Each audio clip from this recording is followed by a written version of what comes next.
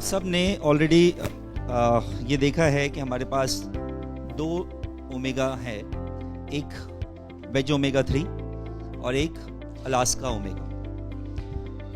जो basic difference है इन दोनों में ये भी मैं बताऊंगा।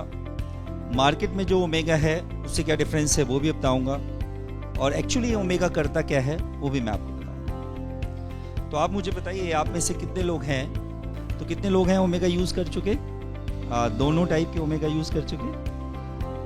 वेजिटेरियन है, करेक्ट। ये भी बात बहुत इंपॉर्टेंट है कि अगर आप वेजिटेरियन हैं तो डेफिनेटली हमारे पास वेजिटेरियन ओमेगा है, और अगर आप नॉन वेज लेते हैं तो आपके लिए दोनों है। देखिए, वेज ओमेगा के बारे में अगर मैं बात करूं तो डेफिनेटली मार्केट में वेज ओमेगा है, लेकिन उस वेज ओमेगा और हमारे वेज ओमेगा में भी डिफरेंस है।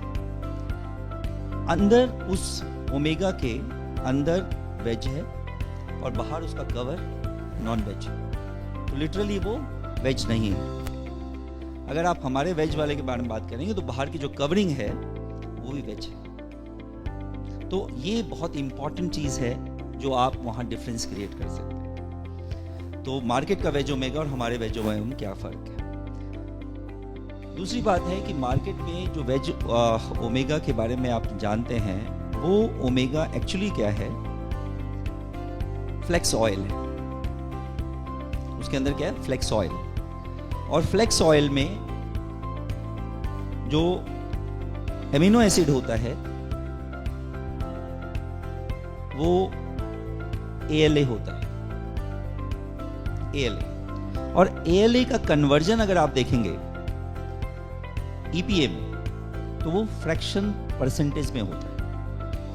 मतलब अगर आप 3000 मिलीग्राम अगर आप इंटेक करेंगे तो उसका 0.03% EPA में कन्वर्ट होता है।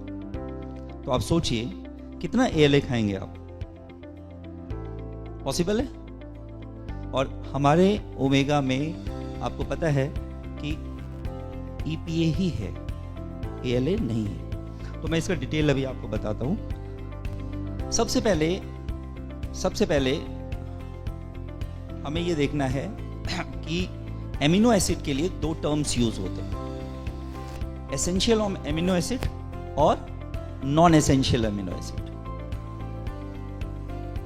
एमिनो एसिड के लिए दो टर्म यूज होते हैं, एक नॉन एसेंशियल और एक एसेंशियल एमिनो एसिड। देखिए, मार्केट में किसी चीज को बेचना इतना आसान नहीं है अगर आपको नॉलेज नहीं है, क्योंकि ये बिजनेस नॉलेज का बिजनेस है। अब बात करें नॉन एसेंशियल एमिनो एसिड क्या होता है। नॉन एसेंशियल मतलब जो आपके लिए आपकी बॉडी मैन्युफैक्चर कर रही है। अगर आपकी बॉडी मैन्युफैक्चर कर रही है तो डेफिनेटली आपको बाहर से उसकी रिक्वायरमेंट नहीं है, तो वो आपके लिए एसेंशियल नहीं है, इसलिए हम उसको बोलते हैं नॉन एसेंशियल। लेकिन जिस चीज को आपकी बॉडी बना नहीं रही है वो आपको क्या लेना है, बाहर से लेना है, इसीलिए वो क्या है, एसेंशियल एमिनो एसिड। हम अगर अपने एमिनो एसिड की बात करें, ओमेगा 3 इसको हम कहते हैं अलास्का ओमेगा 3, ये आपका एसेंशियल एमिनो एसिड है। अब इसके साथ क्या खास बात है, ये प्रिस्टाइन अलास्का ओमेगा 3। अब प्रिस्टाइन अलास्का ओमेगा 3 को आप समझिए क्या है कि ये एक्चुअली में ऐसे जगह से लिया जाता है जो बर्फीला जोन है। अब अगर बर्फीला जोन है तो डेफिनेटली आपको पता है कि वहां पे पोल्यूशन क्या होगा, नील होगा। पोल्यूशन नहीं है तो डेफिनेटली वहां पे जो पोलॉक एंड सैल्मोनल, ये दो फिश जो पाए जाते हैं, इसके अंदर टॉक्सिन्स नहीं होंगे। ये भी इंपॉर्टेंट है कि मार्केट में आपको ओमेगा अवेलेबल है, फिश ओमेगा, लेकिन क्या गारंटी है कि वो पोल्यूटेड पानी से नहीं आया? क्लियर? तो अगर पॉल्यूटेड पानी से आया है तो प्रॉब्लम क्या होती है वो देखिए। ये आपका फूड चेन होता है, ये फूड चेन है। मैं ओमेगा को क्लियर कट समझाने की कोशिश करूंगा कि आज के बाद आपको ओमेगा समझने की जरूरत ना पड़े, एक एक बारीकी जो आप डिस्कस कर सकते हैं लोगों से। तो ये नीचे अगर आप देखें तो एल्गे है सबसे बॉटम में फूड चेन में, उसके ऊपर स्मॉल फिश है, उसके ऊपर बिग फिश है, उसके ऊपर और उससे बड़े बड़े। तो जैसे जैसे ये एल्गे को कौन खाता है? Small fish, right? तो यहां से जो भी टॉक्सिन्स हैं, मैं नॉर्मल बात कर रहा हूं, मार्केट हमारे में तो टॉक्सिन्स नहीं है, नॉर्मल मार्केट की बात करता हूं जो आप डिफरेंशिएट करें। यहां जो भी टॉक्सिन है उसको हम बोलते हैं पर पार्ट मिलियन। पर पार्ट मिलियन डिपोजिशन टॉक्सिन्स का इस लेवल पे जितना होता है उससे बहुत ज्यादा हाई इस पे होता है, और इससे ज्यादा बहुत हाई इस पे होता है, और आप जो अगर इस बड़े फिश को खाते हैं तो आप में सबसे ज्यादा होता है। अगर पर part million deposition like DDT and fertilisers और बहुत सारे जो खेत में आप यूज करते हैं जो पानी के थ्रू समुद्र में चला जाता है, तो वो सबसे ज्यादा पर पार्ट मिलियन डिपोजिशन आपकी बॉडी में होता है। इसीलिए आज के टाइम में सबसे मेजर प्रॉब्लम्स आपको होती है, क्योंकि बहुत ज्यादा टॉक्सिन्स आपकी बॉडी के अंदर चला जाता है इस फूड चेन के थ्रू। क्लियर? तो पर पार्ट मिलियन डिपोजिशन अगर ज्यादा है तो आपको प्रॉब्लम ज्यादा आएगी, बीमारियां ज्यादा होगी। हमने कहा हम जहां से लेते हैं पोलॉक और सैल्मन से, वो फिश बर्फीले इलाके में होती है, तो मतलब इस लेवल पे टॉक्सिन्स नहीं है और इस लेवल पे भी टॉक्सिन्स नहीं है। करेक्ट? यहां से हम लोग क्या बनाते हैं आपको पता है? Veg omega 3। और यहां से हम क्या बना सकते हैं? हमारा ओमेगा अलास्का 3। ये दोनों ही लेवल ऐसे हैं जहां पे टॉक्सिन्स नहीं है, पर पार्ट मिलियन डिपोजिशन नहीं है। तो ये एक इंपॉर्टेंट चीज है कि हमारे अलास्का को, ओमेगा को आप कैसे डिफाइन करेंगे, कैसे आप जस्टिफाई करेंगे कि हमारे ओमेगा में क्या खास बात है, क्यों एटमी का ओमेगा लें। I think clear? अब ओमेगा को समझने के लिए एक चीज मैंने आपको बताया, ALA और EPA। पहले मैं इन दोनों को डिफरेंशिएट करता हूं और फिर ओमेगा के अंदर और क्या चीजें मिलती है फिर उसको बताता हूं। देखिए, अगर हम ALA की बात करें तो ये मैंने आपको बताया, जो फ्लेक्स ऑयल है और मार्केट में जितने ऑयल हैं वहां से आप ALA लेते हैं, और मार्केट में जो वेज ओमेगा के नाम से बिक रहा है आज, यही बिक रहा है फ्लेक्स ऑयल, जिसकी कीमत आपको पता है कम होती है। क्यों कम होती है ये भी बता देता हूं। कम में भी आप ज्यादा दे के आते हैं, ये भी बता देता हूं। ये फ्लेक्स ऑयल का रेट ज्यादा से ज्यादा 200 रुपए केजी का है। फ्लेक्स ऑयल 200 रुपए केजी का है, और अगर आप कैप्सूल्स का रेट निकालेंगे तो ये हमारे को कम से कम 20,000 रुपए केजी का पड़ता है।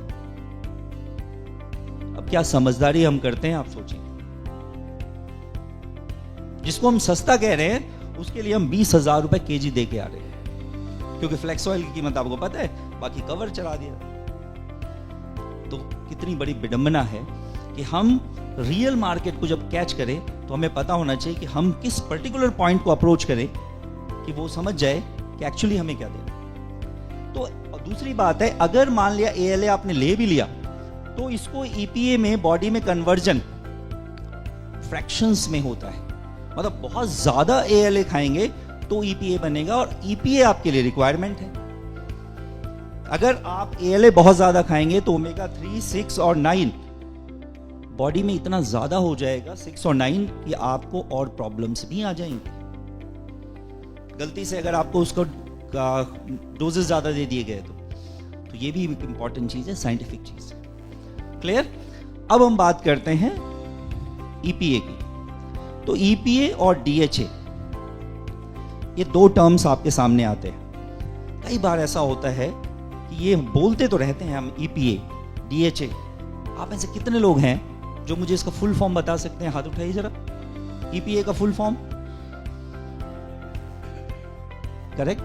तो इसका फुल फॉर्म है eicosapentaenoic acid. Eicosapentaenoic acid. और इसका क्या नाम है? Docosahexaenoic acid. और इसके साथ साथ हमारे ओमेगा के अंदर एक चीज और पाया जाता है और उसको कहते हैं vitamin E.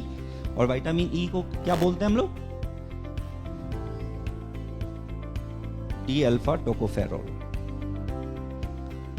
D alpha tocopherol, ये तीन चीज आपके ओमेगा के अंदर प्रेजेंट है। अब मैं एक एक चीज को एक्सप्लेन करता हूं। अगर मैं ईपीए की बात करूं तो ईपीए में मेन काम क्या है ईपीए का, कि जो आपके ब्लड वेसल्स हैं, ब्लड वेसल्स के अंदर जो टॉक्सिन्स हैं, जिसके कारण ये टॉक्सिन्स की लेयर बन गई है। अब देखिए, अगर इसमें लेयर बन गई तो आपको देखिए इसका डायमीटर क्या हो गया? कम हो गया। जो ब्लड वेसल्स का डायमीटर क्या हो गया? कम हो गया। अब अगर डायमीटर कम हो गया तो डायमीटर को और हम किसे बोलते हैं? एरिया। क्या कम हो गया?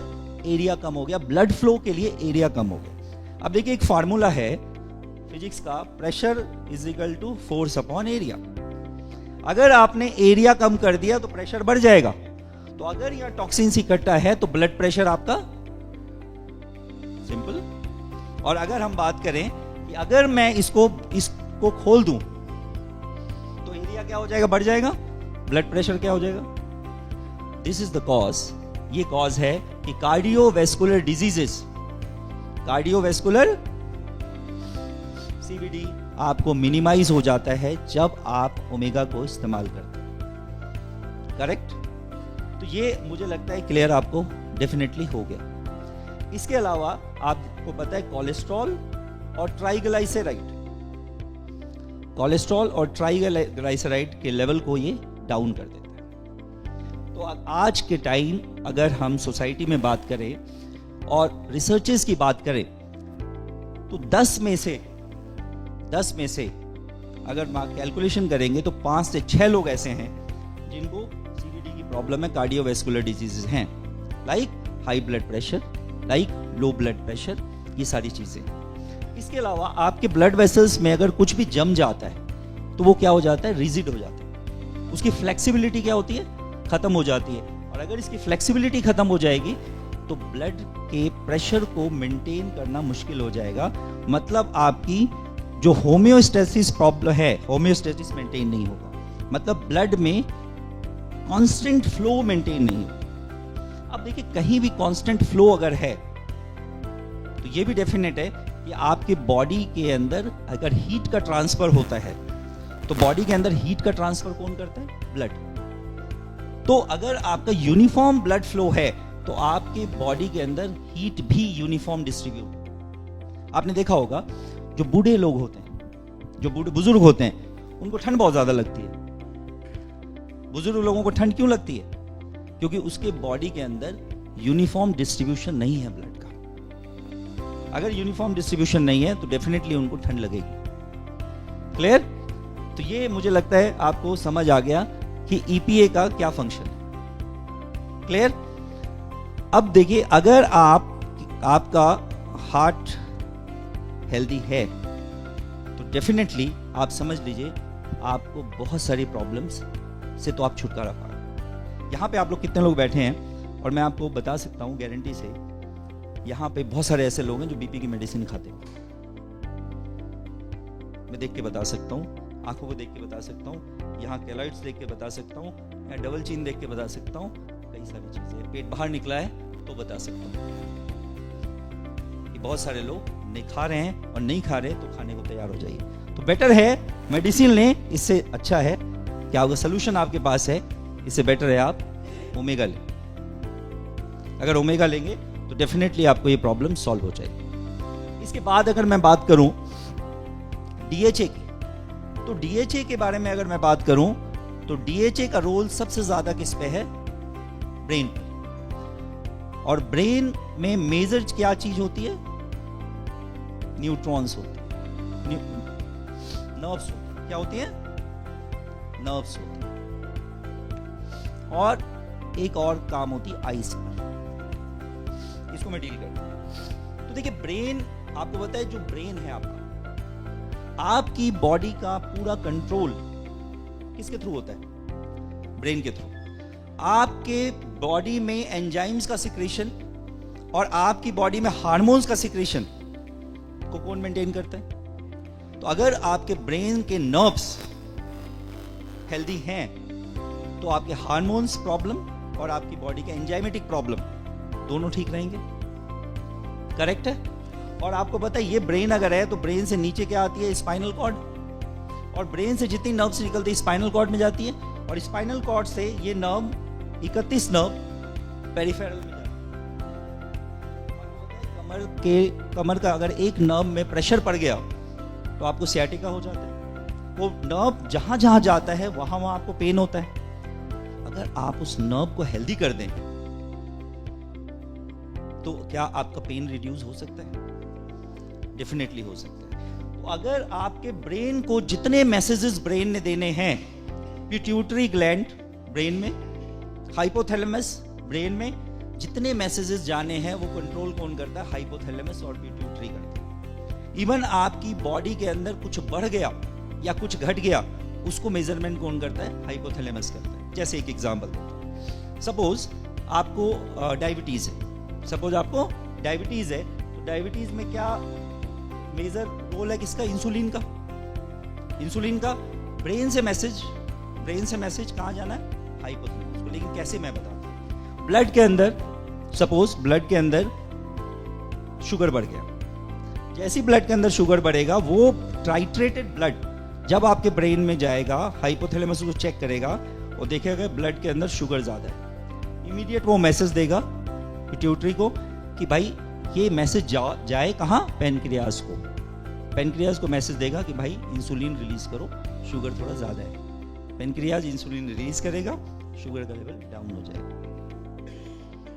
अब आप सोचिए कि अगर ब्रेन आपका हेल्दी नहीं है या ब्रेन के लिए आप कोई खुराक इस्तेमाल नहीं कर रहे अपने डाइट में, तो क्या ये सारी चीजें पॉसिबल है?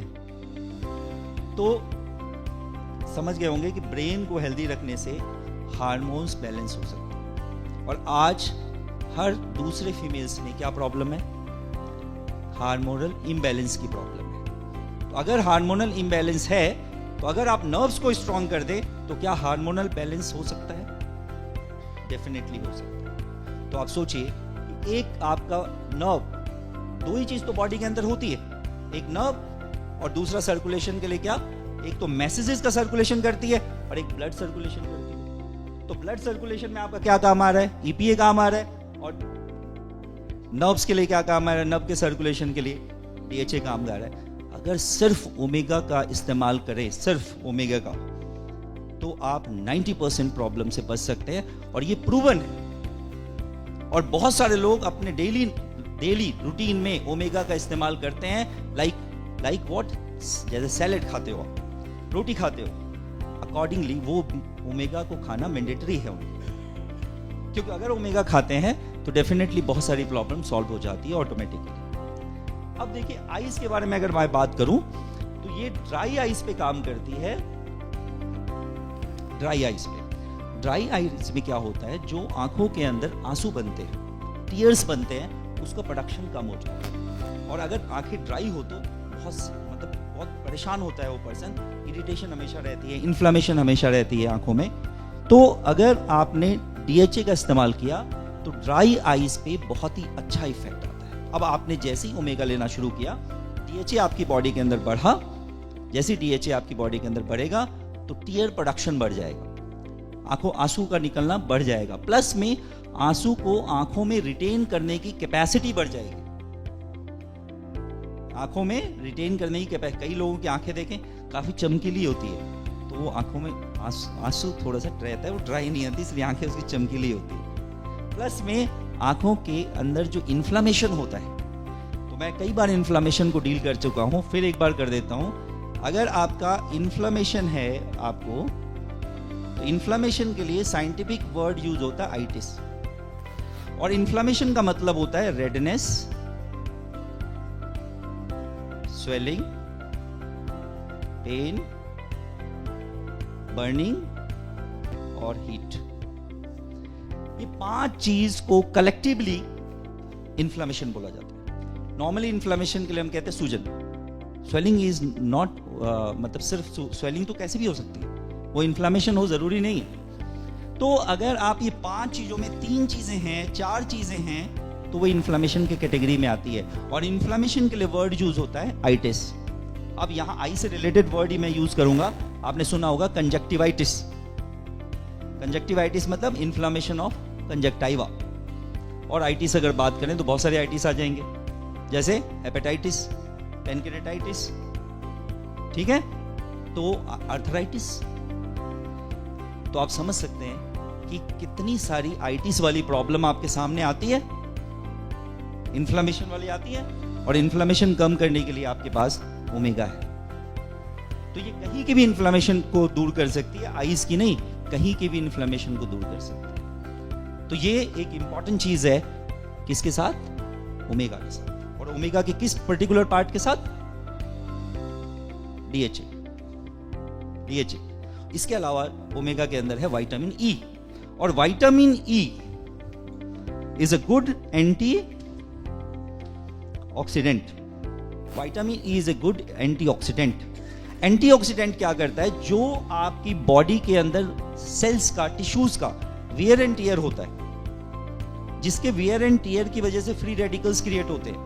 पोल्यूशन जो आप इनहेल करते हैं, उससे फ्री रेडिकल्स बॉडी के अंदर जाते हैं। आप जो जंक फूड खाते हैं, उससे फ्री रेडिकल्स बॉडी के अंदर जाते हैं। और फ्री रेडिकल्स अगर बॉडी के अंदर बहुत ज्यादा है तो डेफिनेटली आपको मेजर ऑर्गन के प्रॉब्लम्स होंगी। क्या आप चाहते हैं प्रॉब्लम्स हो, या prevention is better than cure? Prevention is better than cure. तो बेटर है कि हम क्या इस्तेमाल करना शुरू करें? ओमेगा, एटमी का अलास्का ओमेगा। अगर एटमी का अलास्का ओमेगा आप इस्तेमाल करते हैं तो फ्री रेडिकल से आप बच सकते हैं, क्योंकि फ्री रेडिकल को न्यूट्रलाइज करने के लिए एंटीऑक्सीडेंट की रिक्वायरमेंट है। और अगर आपके एंटीऑक्सीडेंट डाइट में नहीं है तो डेफिनेटली मेजर ऑर्गन्स की प्रॉब्लम आएंगी। तो this is about vitamin E. Vitamin. अब अगर आप ओमेगा के कैप्सूल को इंटेक करते हैं तो 2 कैप्सूल्स का अगर इंटेक आप करें तो 700 मिलीग्राम ओमेगा आपके अंदर जाता है, ओमेगा 3। 2 कैप्सूल्स का इस्तेमाल अगर करें तो 700 मिलीग्राम ओमेगा 3 जाता है। और उसमें भी 65% आपका EPA और प्लस DHA होता है। सोच के देखिए। और मैं आपको बताऊं, ओमेगा को आप किसी लैब में टेस्ट करा के देखिए एक बार। हमने करा के देखा है एटमी के ओमेगा को, जितना उसके अंदर मेंशन है उससे ज्यादा है। और दिल्ली का सबसे बड़ा लैब से टेस्ट करा, पेपर है मेरे पास। जो मेंशन है उससे पॉइंट्स में थोड़ा ज्यादा है, कम नहीं है। जब वेज ओमेगा को पंचर किया लैब में, पंचर करके जब उसको टेस्ट के लिए देखा तो उसकी खुशबू इतनी फैल गई कि वो टेस्ट करने वाले हैरान हो गए कि हमने आज तक ऐसा कोई ओमेगा नहीं देखा जिसकी खुशबू फैल जाए। आपने देखा होगा, ओमेगा को खोल के अगर देखेंगे तो आपके रूम में खुशबू फैल जाए। दिस इज ओमेगा, एटमी ओमेगा। क्या मैं समझूं आज के बाद क्या 2 कैप्सूल ओमेगा का इंटेक कर सकते हैं आप? Thank you very much. Thank you.